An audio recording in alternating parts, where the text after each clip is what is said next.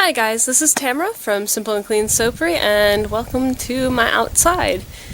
Yes, we are outside today. We are enjoying the absolutely lovely, gorgeous weather, and we are going to be discussing making soap molds. This is a how-to tutorial thingy that's long overdue. I made these about a year ago, a little bit less than a year ago, and I had people asking me how I made them then, and I gave them a really quick write-up on how I made them, but I've been really wanting to make a video on how I did these, because a lot of people just keep asking about them. I think it's because they're really cool, and I use Velcro. So you can slide one of the sides off and it makes it really easy for the soap to release. Now, even though I do that, you do still have to line these molds using freezer paper or your favorite method of lining, something like this. If you buy a silicone mold, these will work. If you figure out the dimensions of your silicone mold, you can build a box to go around that and just Velcro the one side so that you can easily pull your silicone mold out instead of trying to like tip it over and ease it out and stuff like that. I always ended up ruining the tops of soaps when I try to tip my first molds that I had made over, because I didn't have the releasable side. I just made a big box like this, and so I'd have to like pull it out like this or tip it over and try to ease it out, and it just was not as easy or pleasant an experience as I would have liked with my molds. I've tried silicone molds before, and I just was not a big fan of them. Like I said, trying to get my soap to release, I'd mess up the tops, and I'll stick with my wood and my freezer paper method for right now. I do know that silicone molds do work for some people though. Now, there are several different factors into creating your mold, so this is going to be broken up into two different parts. This first part is going to be all about designing your mold, figuring out what dimensions you need. The second part is going to actually be cutting and putting everything together. I started out making a normal size bar that I kept seeing around, and that's this size right here. It's a short, long bar. This is 3.5 inches by 2 inches by 1 inch. And because of the 1 inch, I had actually gone out and bought a soap cutter that cuts all my bars at one time at 1 inches a piece. I'm possibly looking at doing a 1 1/4, but I'm figuring out if I really want to go that direction or not right now, because everything I have is for the 1 inch. And then a couple months after I started making this size bar, I started seeing people making this really awesome tall and skinny bar, which led to all sorts of different design ideas and methods, because it was a different way to work with designing the soaps. And this is actually just the opposite of this one. This is 2.5 inches going this way and 3.5 inches going that way. And then again, just the 1 inch there. And just recently, I have decided to start making my batches in a half batch to come up with these little mini soaps, which I absolutely love these mini soaps. I think they fit in my hand a lot better for swirling around and actually getting sudsed up with. I have really small hands, and so these work out a lot better for me than these do. This ended up being 2.5 inches, 1 inch, and then this is actually 1 3/4 of an inch tall. And I use the same exact mold for this as I do for this. It's just this is a 40-ounce batch and this is a 20-ounce batch. My batches yield me 10 bars of soap and 2 end pieces, and I usually cut those end pieces up to make the soap samples that I send out for free with every purchase from my shop. For you, if you are just starting out, I would highly suggest going out and buying some cheap thing that you can cut up into chunks, like a foam of some sort, and figure out what size you like to work with best. You could be the same sizes as I do, or you could do something like a 2.5 by 2.5 by 1 1/4, which is a square piece of soap that is a little bit thicker than what I have. Or you might want to do 3 inches by 2 inches by 1 1/4, or you might want to go with a skinnier bar at 3 1/4 inch. It's all up to you. The math is going to be pretty much the same, just with different numbers. And yes, there is math involved in figuring out what you need to do, and there are specific formulas that I will be going over. So once you find out the size of bar that you want, you also want to determine, actually, let's go with the bar size. Okay, so I'm gonna go over how I did this one. This is the, okay, sorry, excuse me. The formula that you're going to need is going to be the length of your soap times the width of your soap times the height of your soap. And that's all going to be multiplied by 0.4. And the 0.4 is just an arbitrary number that somebody figured out, gives you the approximate volume that you will be getting for your soaps. So it basically changes inches into ounces. In my figurings, it's actually a value somewhere in between 0.4 and 0.5, but we're using 0.4 on the low end, so you have the lowest number that your soaps will ever be at those dimensions.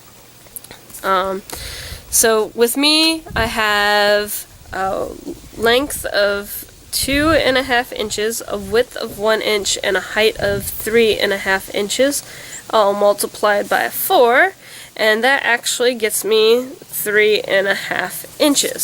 So this, or sorry, 3.5 ounces. So this is my math. I hope you can all see that. Okay.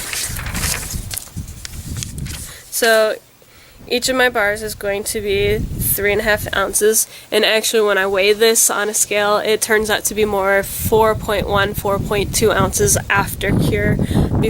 Right after you take it out of the mold, it's more around like 4.5 ounces. So usually when I write 4 ounces on my soap packaging, it's more like 4.2 to 4.4 ounces. So you're getting more soap than what you think. You're getting at least 4 ounces. But most of the time you're getting more than 4 ounces when you buy a soap from me of this size.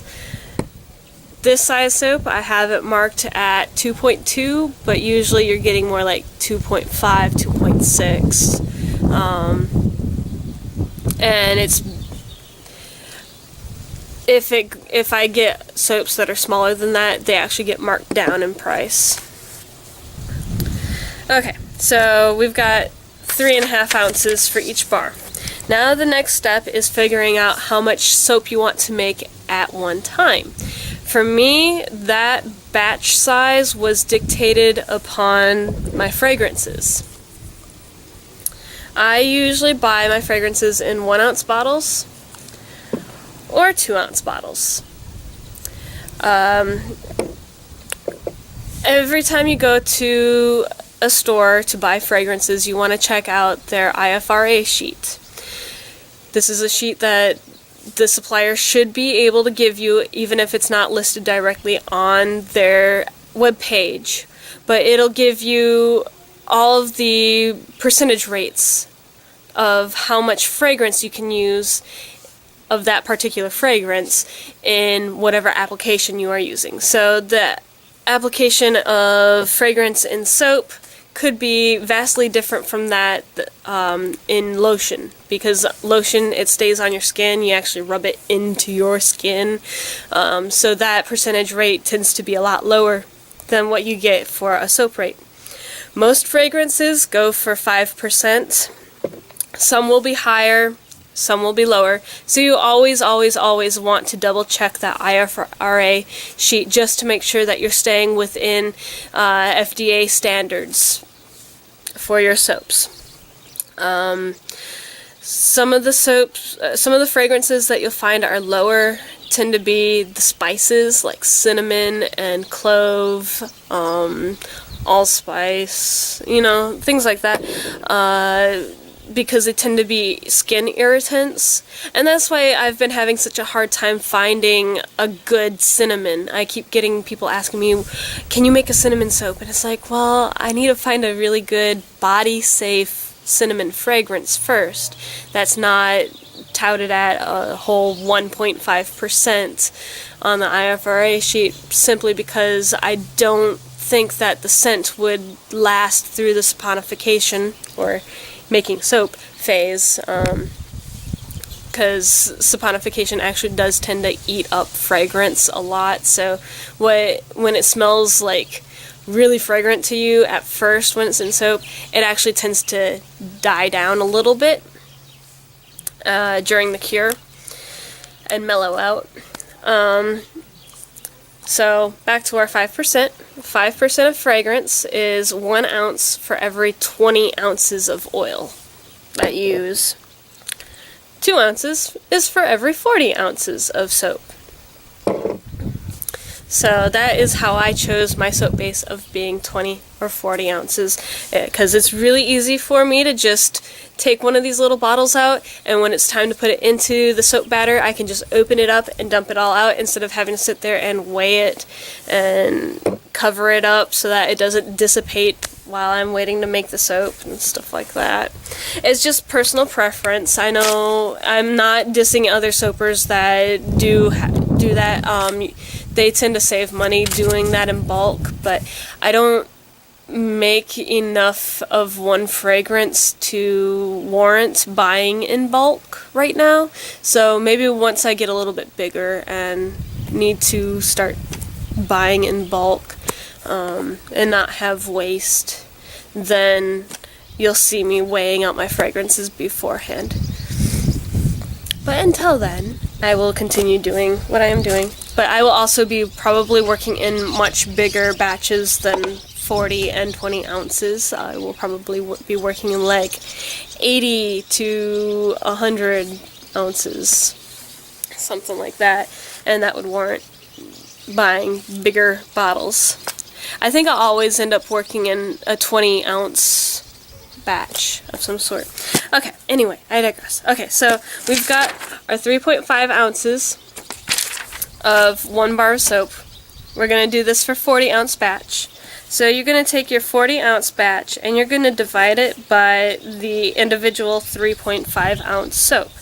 And that actually turns out to be something around 11.48 or 11 and a half bars of soap. I don't know if you can see this. The sun is glaring. Okay. I'm going to take that 0.5 bar, that half a bar of soap, and I'm going to actually divvy it out to the other 11 bars. So I'm going to actually mark this down to 11 bars. Now I take those 11 bars and I multiply that by the width. So this size of soap. So 11 times 1 inch is 11 inches.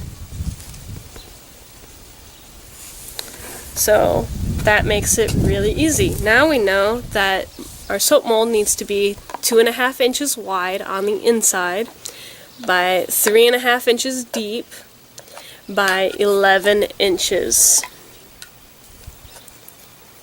You can always make your sides taller. I believe mine are 4 inches tall. 4 inches tall. There, go like that. 4 inches. And that just gives me extra room to play with. Plus it was just easier doing it that way. Okay, so there's that. If we were to change up our dimensions and do, say, like the square size that I had given you before, it would be 2.5 by 1.25 by 2.5 by 0.4. So there's your dimensions and your little 0.4 that you multiply it by. And that ends up being 3.125. I've been doing this a little while. Been making sure I can memorize these numbers for you guys. I'm not just doing it in my head. Okay, I promise. I'm not that good.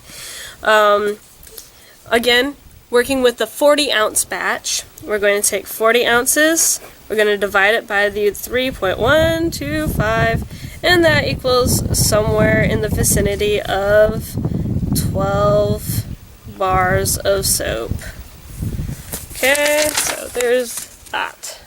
It's a little bit more than 12, but once again I just rounded down so I could add in the extra. Okay, so the next step is to take those 12 bars of soap and multiply them by the width of the soap, which has changed to 1.25. So we actually have to take 12 times 1.25, and we get 15 inches. Like that. So now, instead of our soap box being 2.5 by 3.5 by 11, it's going to be 2.5 by 2.5 by 15. And once again, you'll always want to make your height higher than what you're actually planning on doing to give yourself a little bit of playing room. So now that we've discussed that, we will stop here, and the next portion we will talk about the wood that we're going to use and how to measure it out, cut it up, put it together. Thank you for watching this far. Yay! Good job making it here.